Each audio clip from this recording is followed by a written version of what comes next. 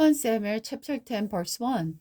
David defeated the Ammonite. Sometimes after this king Nahash of the Ammonite died, and his son Hanun became king. David said, I'm going to show completely loyalty to Hanun because his father Nahash was always completely loyal to me. So David sent ambassador to express sympathy to Hanun about his father's death. But when David's ambassador arrived in the land of the Ammon, Hanun's advisors said to their master, do you really think these men are coming here to honor your father? No. David has sent them to spy out the city too, so that they can come in and conquer it. So Hanun seized David's ambassadors and shaved off half of each man's beard, cut off their lobes and the buttock, and sent them back to David in shame.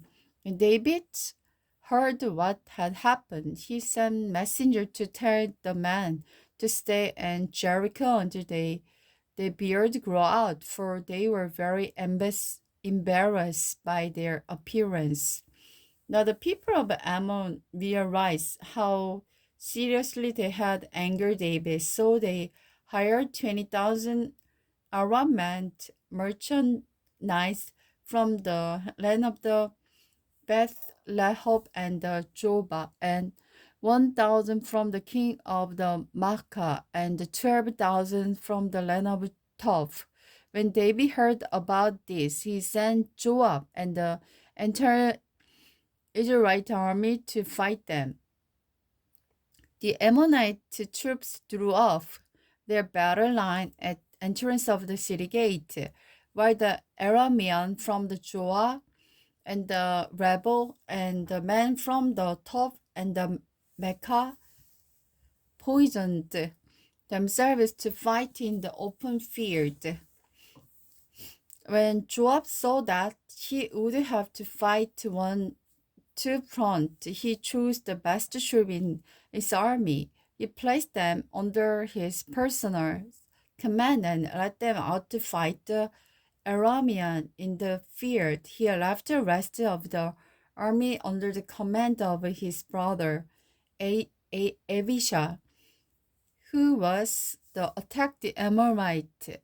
If the Arabians are too strong for me, then come over and help me. Joab told his brother, and in the Ammonites are too strong for you, and I will come and help you. Be courageous, let me fight bravely to save our people and the city of our God. May the Lord's will be done.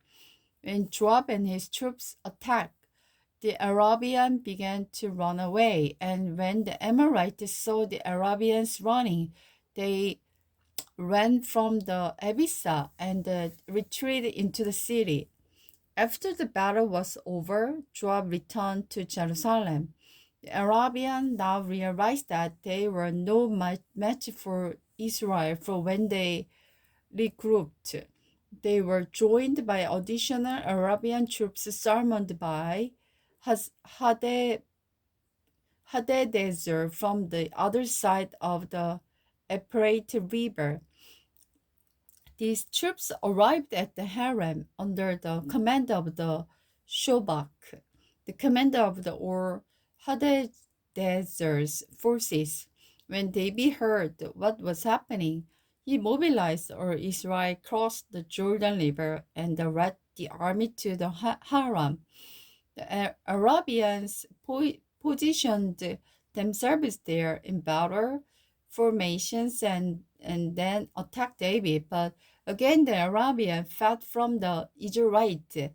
This time David's forces killed 700 charioteers and 40,000 horsemen, including Hadadezer's and his Arabian allies realized they had been defeated by Israel.